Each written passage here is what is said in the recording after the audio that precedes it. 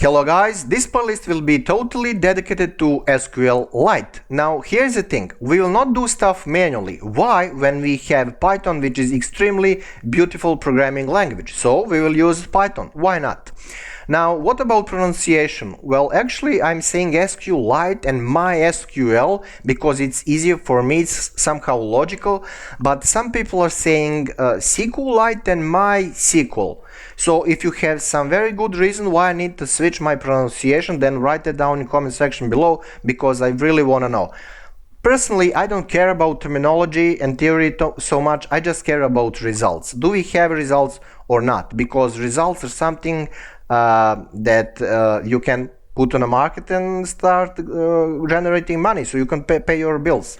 So much about pronunciation. Anyway guys, why SQLite is so popular? Because you will find it in smartphones, in tablets, in PCs. This is where they say there are over 1 trillion SQL databases in active use. This thing is probably somewhere on Mars, you know, because it is in public domain, it is free for everyone to use for any purpose, and you will use it for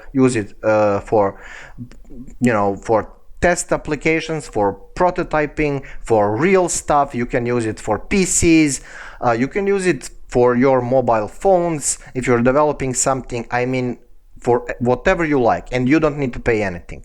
Okay, so what is that thing anyway? Well, it's not based on client-server architecture like MySQL, let's say, because in MySQL on one machine you will have server, on another machine you will have client, and then client will push stuff to server and get reports from there. Now here SQLite database is just file sitting somewhere in your phone or somewhere on your desktop, I mean in your application. It is small, it is fast, it is self-contained, highly reliably full-featured SQL database engine. What that means is, if you know SQL commands from MySQL, for example, you actually right now know how to work with SQLite, because these things are like, well, I'm gonna use that term, almost the same. I mean, principles are same. Right, what else? It is self-contained, serverless, we said that, zero configuration, just one file, transactional SQL database engine. So, what else is interesting here? Well, I don't want to waste your time too much. So what about downloads? Now, because you're going to work with Python, you don't need to download anything. You already have SQLite 3 Python module, probably, actually that module. And what you can do, if you like, if you prefer, is a graphical like management interface, which is SQLite Studio. So just grab it, you know, and put it somewhere on a desktop, because we may use it to show things like in more proper way. Some people like graphical interfaces. I think I have it. Just a second. Right, so I have downloaded it already, and if you want to run it, you will just double click on SQLite Studio, but don't do that yet, okay, because we need to create first database. Right, where I was. Okay, let's do that. So import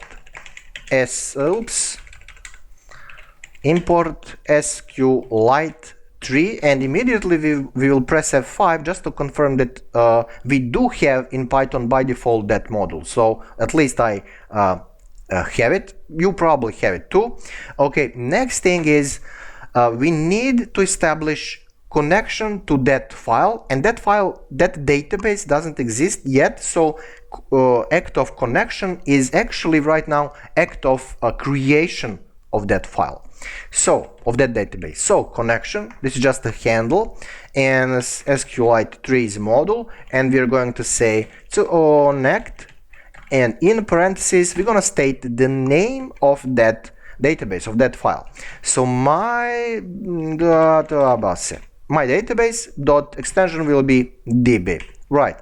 And also, when you're working with databases, it's kind of polite to close operations, connections actually. So say connection.close. Close is a function. So let's press F5 to see what's happening. Here nothing, which means fine, no red errors. That's kind of cool. And if we check our folder where we have our script, then also we need to find that file. So let me actually do that. Open, and I'm gonna switch to all files, and there you go, guys. Immediately, a couple of seconds ago, created file 0 kilobytes, which means nothing is there. So edit with Notepad++, and nothing is here. Okay, don't worry about that. We will fulfill that database a little bit later. Now, another thing is, it is not enough to have database. We also need to establish cursor.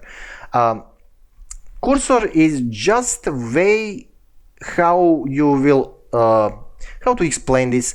You know, from MySQL playlist that you have terminal like a DOS or Linux stuff, and then that cursor is blinking. Well, same stuff here. You need to have like a virtual cursor that is blinking in the background. So think about cursor as virtual cursor in Python script. So let's establish that cursor.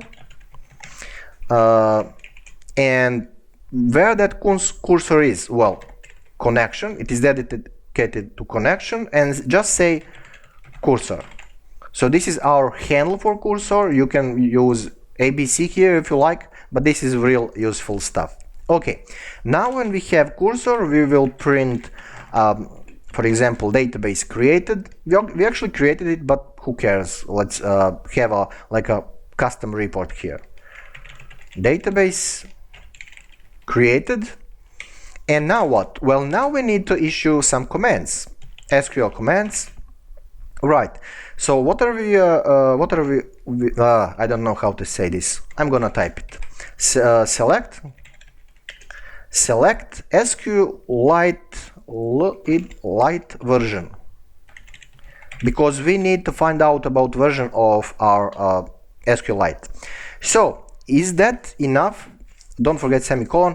Is that enough? Well, no, because this is just like a prepared statement. So we need to issue this thing. How? Well, we're gonna say cursor and then dot and then execute. Execute what? Well, this operation, SQL. Okay, and that's cool. And also, is that enough? Well, no, because we need to grab stuff from before cursor when we execute this script. Actually, we are grabbing results. So we will say results, let's say, and how we are going to grab it? Well, cursor dot fetch all, like grab stuff, grab everything. All, fetch all, and no parameters here. And also we will print like a version. This is our custom report, and then we will concatenate that with results. Okay, and also, guys, it's kind of polite to close cursor, but close cursor before connection.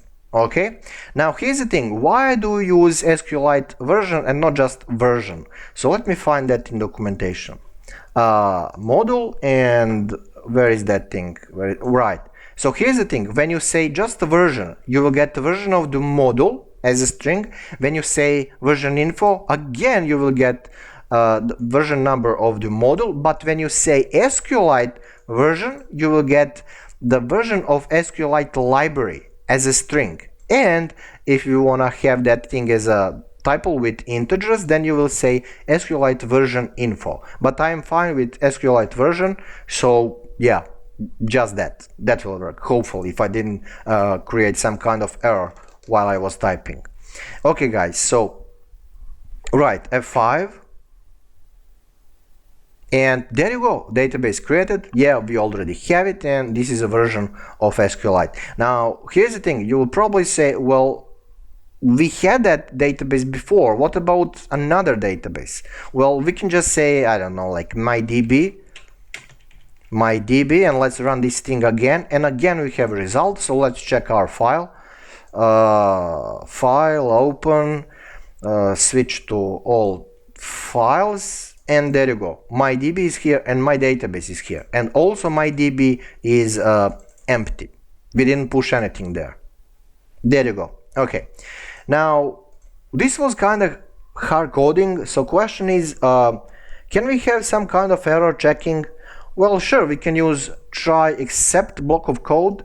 And yeah, let's do that. Let me see what I can do. We can say try to do these things. We need connection, we need cursor. We can print a little bit of custom report. We will also have the statement, and we will execute stuff, we will grab reports, and yes, we will print results. Okay. Yeah, we will close cursor too. Okay, but what about we run into some kind of errors? Well, we will say except, and then we will call SQLite tree error, like a general error.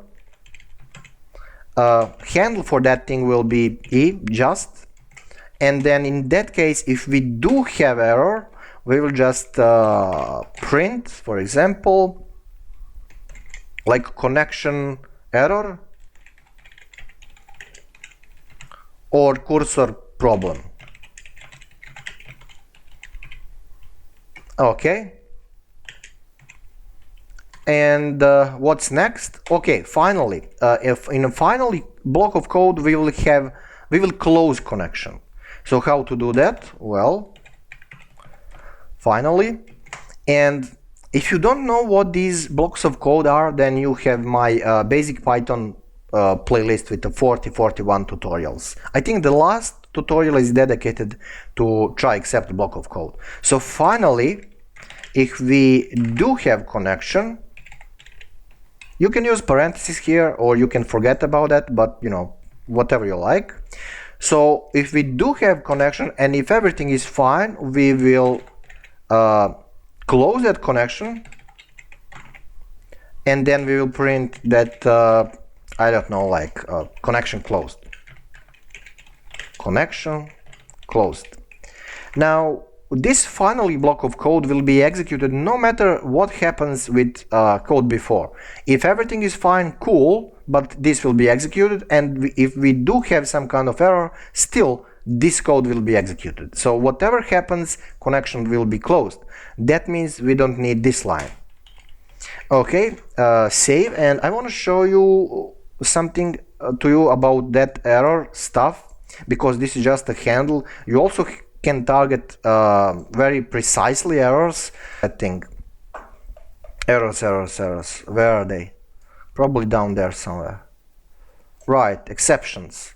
So you have warnings, generic errors, concrete errors about that are related to database, integrity errors, programming errors, operational errors, and not supported error. If you're trying to like push something there which is not supported or something like that. But I'm gonna use SQLite error generic stuff because it's, you know, globally generic, so it will spit something if it's if there is a problem. Right. Okay, so we need to run this, and I'm gonna also change the target to target just to make sure that everything is fine. Okay, so F5, connection closed, and it will be nice if we check what's happening with our target. Okay, target 0 kilobytes, empty stuff. But yeah, we have it. Okay guys, so much about SQLite in this tutorial. In the next one we're gonna, I don't know, we're gonna create tables, right? So we can use that graphical manager that we have downloaded from internet. There are a couple of them, but I decided, you know, to use, what is that, like SQLite Studio. Right. I'm gonna shut up as always. Thanks for watching, and yeah, see you next tutorial. Yeah, see you there.